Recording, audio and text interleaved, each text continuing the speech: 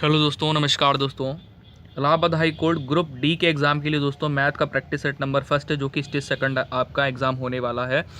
दोस्तों 25 नंबर आपके ज़रूर पक्के होंगे अगर आप मुझे फॉलो कर रहे हैं तो, और मेहनत तो करनी होगी। और इस एग्ज़ाम के लिए आप लोग सभी लोग मेहनत कर लीजिए, ठीक है, जिन्हें लगता है कि हम स्टेज सेकंड के लिए सेलेक्ट हो सकते हैं।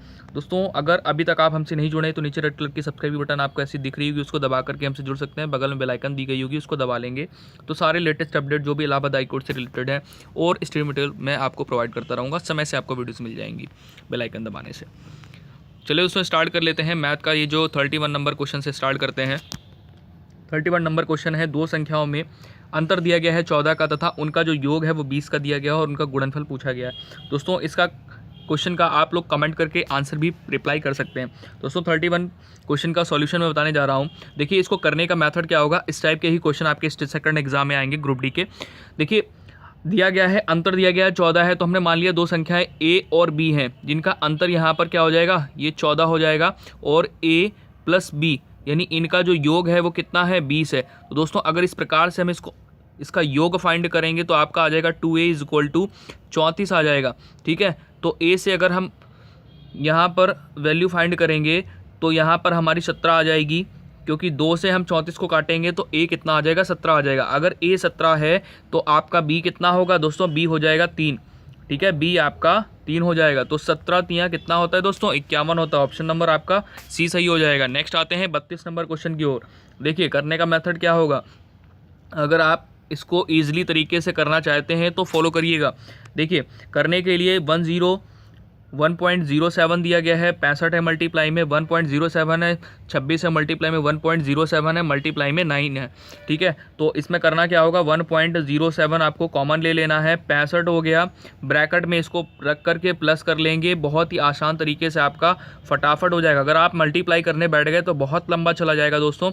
देखिए यहाँ पर 1.07 मल्टीप्लाई, ये आपका योग होकर के आ जाएगा 100, तो यहाँ पर पॉइंट आप रिमूव कर देंगे तो आपका कितना हो जाएगा, 100 हो जाएगा। 100 से 100 अगर आप काटते हैं, नहीं 100 से 100 कट जाएगा तो 107 आ जाएगा आपका आंसर दोस्तों, ठीक है। तो ऑप्शन नंबर आपका डी सही होगा। नेक्स्ट आते हैं 33 नंबर क्वेश्चन में। प्रश्न नंबर 33, एक व्यापारी लागत मूल्य से 30% अधिक वसूल करता है। एक व्यापारी है, लागत मूल्य से क्या करता है, 30% अधिक वसूल करता है दोस्तों, लागत मूल्य से 30% अधिक वसूल करता है, और जो नगद अदायगी है के लिए वह अपने उपभोक्ता को 10% की छूट भी देता है, ठीक है। तो मान लिया कि 130 रुपये वसूल करता है, मतलब 30% अधिक वसूल करता है, तो 130 करता है और इसका 10% अगर वो छूट दे देगा, तो मैंने मान लिया कि 90 की अगर उसने 90% में बेचा होगा, 90% में अगर इस प्रकार से बेचेगा तो कितना हो जाएगा, यहाँ से दोस्तों हो जाएगा 117। तो 117 से हम क्या करेंगे, 100% को सब्ट्रैक्ट कर लेंगे तो आपका आ जाएगा 17% आ जाएगा दोस्तों यहाँ से, ठीक है। तो ईजिली आप इस प्रकार से कर सकते हैं, नहीं तो अगर सॉल्यूशन करेंगे बेसिक मेथड से तो काफ़ी लंबा हो जाएगा, ठीक है कि। अच्छा अगर यहाँ पर आते हैं 34 नंबर के जो प्रश्न में ये दिया गया है आपका CISI दिया गया है, ठीक है दोस्तों, क्योंकि यहाँ पर साधारण ब्याज है।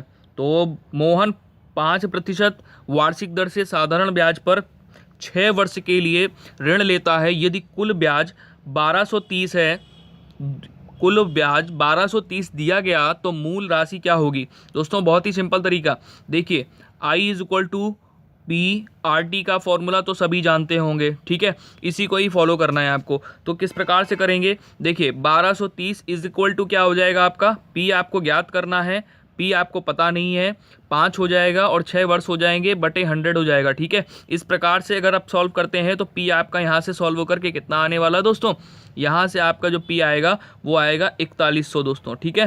तो आपकी जो मूल राशि क्या होगी, 4100। ऑप्शन नंबर आपका ए सही होगा दोस्तों, ठीक है। चलिए 35 नंबर प्रश्न में आते हैं। तीन संख्याओं का जो योग है वो 98 दिया गया है। पहले से दूसरी संख्या का जो अनुपात है, पहले से दूसरी संख्या का अनुपात है 2:3 है, दूसरी और तीसरी संख्या का जो अनुपात है वो 5:8 है। तो दूसरी संख्या को बताइए। अगर आप इसको बेसिक मेथड से करते हैं तो काफ़ी लंबा हो जाएगा। चलिए करना कैसे है वो देख लीजिए। अगर आप इसको ईजिली तरीके से करना चाहते हैं तो देखिए करने का मेथड क्या होगा, इस प्रकार से करिए। हमने मान लिया कि तीन संख्याएँ कोई होंगी, इस प्रकार से मान लिया 2:3 दे दिया गया है दोस्तों, इस प्रकार से 2:3 दे दिया गया है और दूसरी और तीसरी का जो अनुपात है 5:8 दे दिया गया है। इस प्रकार से दे दिया गया है। तो यहाँ से इन तीनों का रेशियो निकालेंगे तो आपका यहाँ पर आ जाएगा 10। ठीक है, इस प्रकार से सॉल्व करेंगे तो आपका ये 10 हो गया, 15 हो जाएगा और यहाँ पर हो जाएगा ये 24। ठीक है, तो इनको दोस्तों प्लस कर लेंगे, 15, 10 और 24 को, इसको अगर प्लस करते हैं तो आपका आ जाएगा 49। 49 इज इक्वल टू आपका 98 हो जाएगा।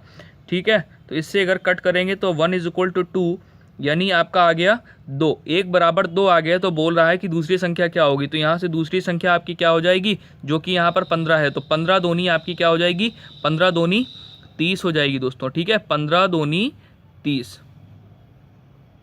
इस प्रकार से आपका आंसर क्या हो जाएगा, आंसर नंबर आपका हो जाएगा बी। ठीक है, नेक्स्ट चलते हैं। एक ये सिंप्लीफिकेशन का क्वेश्चन है। देखिए ये बहुत ही बढ़िया क्वेश्चन है, बिल्कुल भी समय नहीं लगना इसको करने में। देखिए इसमें दिया गया है 4.359 मल्टीप्लाई 4.359, यानी दोनों सिमिलर संख्याएं हैं, माइनस लगा हुआ है और ये भी दोनों सेम संख्याएं हैं और बटे में इन दोनों का अंतर दिया गया है। तो करने का मेथड क्या है, a square minus B square upon a minus B, इस प्रकार से दिया गया है। दोस्तों इसका फॉर्मूला आपको पता ही होगा, एक ब्रैकेट में a प्लस बी और दूसरे ब्रैकेट में a माइनस बी। तो जिसमें a माइनस बी होगा, a माइनस बी से a माइनस बी वाला ब्रैकेट से कट जाएगा। ठीक है, दोनों जो होंगे वो गुणनफल में होंगे, ठीक है, मल्टीपल में होंगे, ये कट जाएगा। तो आपका यहाँ पर क्या आएगा, a प्लस बी। दोस्तों a वाली जो संख्या है वो कितनी है, 4 यानी 4.359 और यहाँ पर 1.641। ठीक है दोस्तों, तो इस प्रकार से आपको क्या करना होगा, इन दोनों संख्याओं का योग करना होगा। इन दोनों संख्याओं का आप यहाँ से योग कर लीजिए, 4.359 और यहाँ पर 1.641, इसको यहाँ से योग कर लेंगे तो आपका आ जाएगा 6.000, यानी आपका आ गया 6। ठीक है, तो ऑप्शन नंबर आपका बी सही होगा यहाँ से। नेक्स्ट चलते हैं 37 नंबर क्वेश्चन की ओर। 37 नंबर क्वेश्चन बहुत अच्छा क्वेश्चन है। 90 किलोमीटर प्रति घंटे। ठीक है, ये आपका स्पीड एंड डिस्टेंस से है, समय और दूरी से, चाल और ठीक है, चाल और दूरी का है। यहाँ पर 90 किलोमीटर प्रति घंटे की गति से चल रही एक यात्री गाड़ी है, एक स्टेशन से मालगाड़ी जाने के 6 घंटे बाद चलती है और 4 घंटे में उसको पकड़ लेती है। तो मालगाड़ी की गति बताइए। समझ रहे हैं दोस्तों, यहाँ पर एक गाड़ी है जो कि यात्री गाड़ी है, वो 90 किलोमीटर पर घंटे की स्पीड से चलती है और स्टेशन से मालगाड़ी जो है 6 घंटे बाद मतलब स्टेशन से जो मालगाड़ी है वो निकल जाती है, उसके 6 घंटे बाद चलती है और 4 घंटे में उसको पकड़ लेती है। ठीक है दोस्तों, तो यहाँ पर फाइंड करेंगे, पहले तो डिस्टेंस निकालेंगे। डिस्टेंस ये निकालेंगे कि जो 90 किलोमीटर प्रति घंटे की स्पीड से चलती है ये वाली ट्रेन, इस प्रकार से इसकी स्पीड क्या होगी, स्पीड तो आपकी ये हो गई, यात्री गाड़ी जो है, यात्री गाड़ी, ठीक है, यात्री गाड़ी की जो स्पीड होगी 90 किलोमीटर पर घंटा, ये हो गई। और ये 4 घंटे में कितना जाती है, तो डिस्टेंस यहाँ पर आप फाइंड कर लीजिए। ठीक है, तो 90 डिस्टेंस इज इक्वल टू होता है आपका स्पीड मल्टीप्लाई टाइम। तो यहाँ पर 4 मल्टीप्लाई करेंगे तो आपका आ जाएगा 360 किलोमीटर। 360 किलोमीटर जाती है। तो दोस्तों ये 360 किलोमीटर कितने समय में जाएगी, 6 घंटे और ये 4 घंटे में, क्योंकि 6 घंटे पहले तो ये जा चुकी है और 4 घंटे और चलेगी, क्योंकि ये वाली जो यात्री गाड़ी है ये 4 घंटे में इसको पकड़ती है, यानी टोटल चलेगी ये 10 घंटे। तो यहाँ से इसको जब 0 से 0 कैंसिल करेंगे तो आपका 36 किलोमीटर पर घंटे की स्पीड से ये चलेगी। तो आपका यहाँ पर ऑप्शन क्या होगा सही, ऑप्शन नंबर ए सही होगा। नेक्स्ट यहाँ पर आते हैं 38 नंबर क्वेश्चन में। ये वर्क एंड टाइम का क्वेश्चन है। एक काम को ए 10 दिन में तथा बी 15 दिन में कर सकता है। वे दोनों एक साथ आरंभ करते हैं, परंतु 5 दिन के बाद बी क्या होता है, चला जाता है। Very important question. बताइए कि काम को पूरा करने में ए कितने और दिन लगेगा। ठीक है, तो ए और कितने दिन लगेंगे, ए को इस काम को करने के लिए, पूरा ख़त्म करने के लिए ए को कितने समय लगेगा। ठीक है, तो उसके लिए क्या करना होगा आपको, यहाँ पर ए और बी इसको 10 दिन लगते हैं किसी काम को करने में, इसको 15 दिन लगते हैं। अगर दोनों साथ में करेंगे तो इस प्रकार से इनका रेशियो कितना हो जाएगा, 30 हो जाएगा। ठीक है, यहाँ पर इनकी क्षमता आ जाएगी ये 3 और यहाँ पर 2। तो दोस्तों इन दोनों ने मिलकर के कितने दिन काम किया, 5 दिन काम किया। ठीक है, तो इन दोनों ने मिलकर के, यानी इसने 3 ने भी 5 दिन काम किया है और 2 ने भी 5 दिन काम किया, यानी टोटल ये 15 हो गया और यहाँ पर आपका 10 हो गया। 10 दिन और 20 दिन, 10, 20 और 25 दिन का काम हो गया आपका। टोटल मिला के आपका 25 दिन का काम हो गया। बचा कितने दिन का काम, 5 दिन का। 5 दिन का काम, और यहाँ पर इसकी करेगा कौन, करेगा ए। एक की कार्य क्षमता कितनी है, 3 है। 3 से इसको डिवाइड करोगे दोस्तों तो क्या आ जाएगा आपका, आ जाएगा 1 सही 2/3। तो आपका आ जाएगा यहाँ पर ऑप्शन नंबर बी सही होगा। ठीक है, नेक्स्ट चलते हैं। यहाँ पर 39 नंबर क्वेश्चन है। एक आदमी अपनी घड़ी 144 रुपये में बेचता है। यदि उसके लाभ की प्रतिशतता लागत मूल्य के बराबर हो तो गाड़ी का लागत मूल्य क्या है। दोस्तों यहाँ पर दिया गया है 144 रुपये में बेचता है और उसका जो लाभ प्रतिशत है वो लागत मूल्य के बराबर हो। ठीक है, तो घड़ी का लागत मूल्य पूछा है कि कॉस्ट प्राइस क्या होगा दोस्तों। ठीक है, करने का मेथड क्या है, बहुत ही सिंपल तरीका है, समझ लीजिए कैसे करना होगा आपको। देखिए ये समझ लीजिए कि यहाँ पर जो SP दिया गया है, यानी सेलिंग प्राइस है, वो 144 दिया गया है। ठीक है, तो प्रॉफिट और कॉस्ट प्राइस आपका दोनों सेम है। तो यहाँ पर करने का मेथड ये होगा कि profit percent is equal to, यहाँ पर आपका ये हो जाएगा सेलिंग प्राइस 100 प्लस x। अब इसको क्या हो रहा है, प्रॉफिट हो रहा है। कितने का प्रॉफिट हो रहा है, x का प्रॉफिट हो रहा है। ठीक है, और यहाँ पर 100% में इतने का प्रॉफिट हो रहा है इसको, और यहाँ पर ये आपका CP हो जाएगा, मल्टीप्लाई यहाँ पर 100 हो जाएगा। इस प्रकार से इसको सॉल्व करेंगे। सॉल्व जब करेंगे तो एक आपकी इक्वेशन बन जाएगी दोस्तों। इक्वेशन आपकी बनेगी x² plus 100x is equal to 144। ठीक है, तो यहाँ पर 144 को जब इधर लेके आओगे बराबर के इधर, तो आपका क्या हो जाएगा, -144 बराबर 0 हो जाएगा।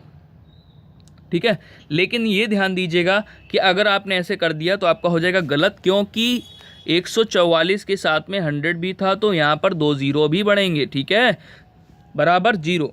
अब यहाँ पर इसके क्या करने होंगे, फैक्टर करने होंगे। तो x² प्लस यहाँ पर हो जाएगा 180x माइनस 80x माइनस यहाँ पर 144 और 00 इज इक्वल टू 0। इस प्रकार से सॉल्व करेंगे तो आपका जो x है उसमें वैल्यू क्या आ रही होगी, वैल्यू आ रही होगी प्लस का 80 और माइनस का 180। ठीक है, जिसमें से प्लस की वैल्यू राइट होती है तो हम माइनस वाली वैल्यू नहीं लेंगे। तो हमारा आंसर जो सही होगा वो ऑप्शन नंबर सी सही होगा। ठीक है, नेक्स्ट चलते हैं। लास्ट क्वेश्चन है दोस्तों 40 नंबर क्वेश्चन, 40 नंबर है प्रश्न 40 नंबर। यदि 17 दिसंबर, वेरी इंपॉर्टेंट क्वेश्चन, यदि 17 दिसंबर 1982 को शनिवार हो तो 22 सितंबर 1984 को कौन सा दिन होगा, बताइए। अगर आपको आता है तो बताइए, नहीं तो सिंपल सा है मेथड, मैं आपको समझा देता हूँ कैसे करना होगा। देखिए करने का मेथड क्या होगा, करने का मेथड कुछ इस प्रकार से होगा कि बोला गया है 17 दिसंबर 1982। दोस्तों 17 दिसंबर 1982, तो